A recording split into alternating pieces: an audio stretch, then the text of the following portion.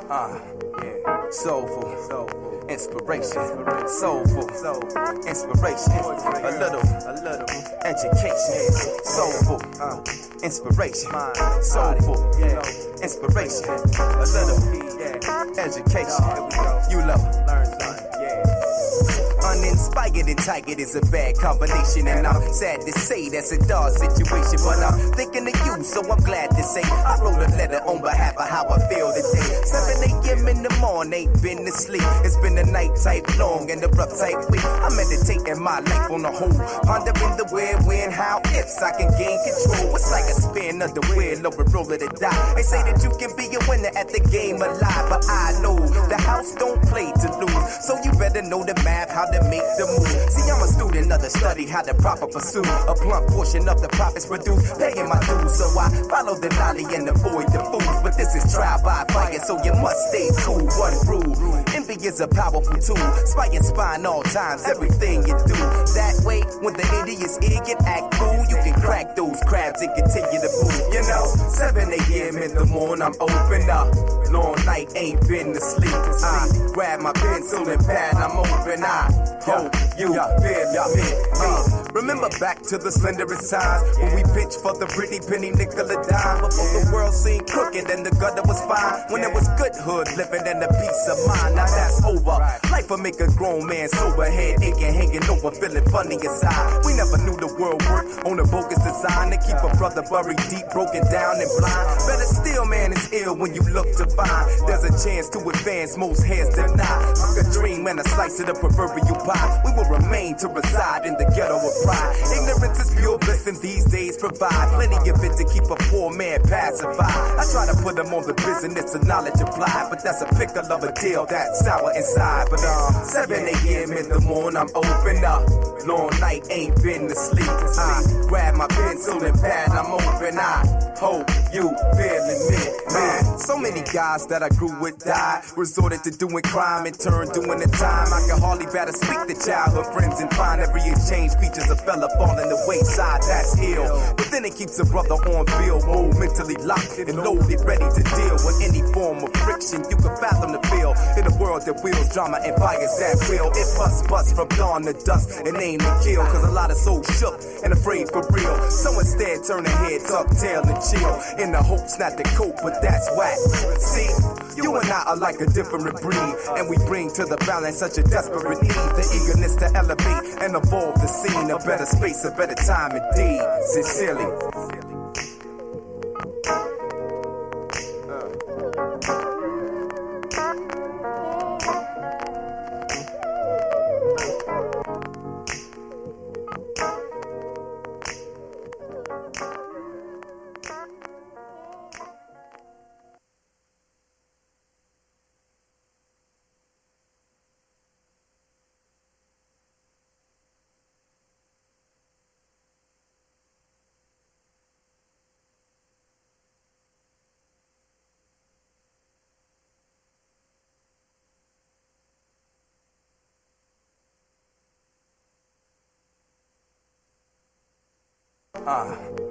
Soulful, inspiration, soulful, inspiration, a little. It was the voice of a courageous explorer, a man dedicated to the pursuit of man's knowledge and the expansion of his horizons. Good morning. Here is Nathan Ivey.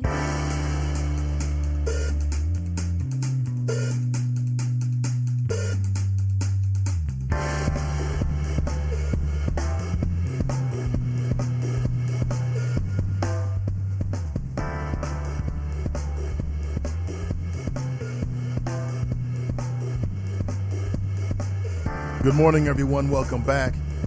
Today is Friday, July 8th, 2016. Welcome back to the Nathan Ivey Show. Again, brought to you by the good folks at Superlative Media. Good morning. Welcome back. Today will be somewhat of a clip show, at least for the first hour, I anticipate. We got to catch up. Numerous things have happened within the last 24 hours.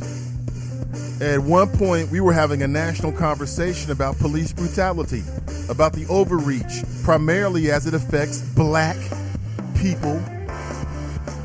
And now, after a Black Lives Matter rally in Dallas, everyone is talking about, well, everyone's asking the same question, either out loud or to themselves. Talk show hosts around the country are asking this question, so I'll ask it of you. Are police officers under attack in this country? If so, why? How do you feel about it? Where is this leading the country? Are we on the brink of Armageddon? Is this some type of, black hat operation, black ops? Who is behind this? There was a standoff until about 3:30 a.m. last night in Dallas. One of these so-called suspects, he said the end is coming near. At least that was as it was translated from the police and then articulated to the news media. At least 5 officers are now dead. I've got a clip of people who were there. They said literally they're leaving the Black Lives Matter protest. It's over. Have you ever gone to a protest before? I have, in the streets of the city of Cincinnati. Black Lives Matter, as a matter of fact. And the last time I was there, it was outside of the steps of the Hamilton County Courthouse. And as I looked up to the top of the courthouse building, there were officers up there. And I'm assuming maybe Hamilton County Sheriff's deputies. Now, I didn't see any weapons, but we're grown folks here. It appears that snipers targeted officers and cut them down. I've got a clip of a black man, and he looks like he's been traumatized. Sweating, he's perspiring. Look, many of the clips that you're going to listen to this morning are already on my Facebook page or on the official page, a fan page for the show. And that is The Nathan Ivey Show. And you can find it on Facebook. And you can view the video for yourself. I've got audio for you. Good morning. Welcome back to the show. Where is this leading us? I mean, I've heard of no justice, no peace, but it looks like some folks took it seriously. Are we going to find out that the people behind this are, as you may call it, anti-police? Do they harbor some ill will toward police officers? Or is this some type of operation to elicit sympathy for police? You know, I ask all questions here. If you're not used to it, this is straight talk. I'm on the internet now. Come on now. I'm giving you straight talk. These are the honest questions that people will be asking themselves. So let's start first here this morning. Good morning to you. Welcome back. Hey, Ed, good morning to you, sir. Ed's first into the chat room this morning. And I see Pat. How you doing, Pat? Good morning to you. Hey, Ashley. She writes, good morning, team and I. Absolutely. Good morning. Welcome back, everyone. Numerous things to discuss. Now, typically on a Friday, just to have some fun, add a feature to the show, we've been doing something that I've been calling your Gilligan of the Week. I don't know if that's appropriate today. I don't think the word Gilligan is strong enough. Not with what we've seen the last week. We've seen unarmed black men killed. Listen, I saw a guy who was on his back. He had 2 officers on top of him. I think that's subdued. And he was shot point blank range. And this morning, just so I could remember those feelings before we cracked the microphone this morning, I went back and watched the video of his son beside himself. I want my daddy back. I mean, the image that has been so popular about black men is that we don't really have relationships with our children. And now you got this black child who knew his daddy, who loved his daddy, calling out for his daddy. Telling you, it brings tears to the eye. Good morning to you and welcome back. As I've said, I got numerous clips. The president is in Warsaw, Poland. He is there for talks around NATO. And he looked very tired in the press conference, very sleepy. They must have woke him up. He was sleeping, dreaming about Beyonce and Michelle. And he woke him up, said, listen, there was something that happened in Dallas. A shout out to all the folks down in Dallas. It looked like it was a terrifying scene. Like, I've seen video of folks who were like in stairwells, terrified. And you can hear shots ringing out. Pop, pop, pop, pop, pop. I'll be honest with you. When the shots ring out, I want to be strapped. I want to be strapped up.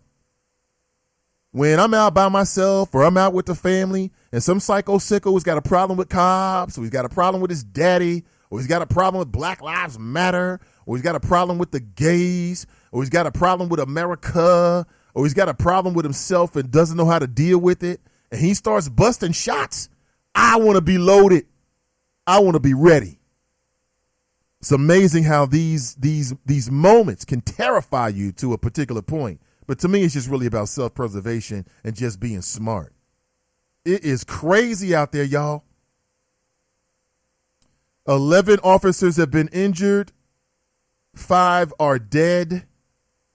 There's not a lot of information coming out about the suspects. Have they been apprehended? As I said, there was a man who was involved with a standoff until about 3:30 last night. Then it was reported that the standoff had ended. Now, how did it end? We don't know.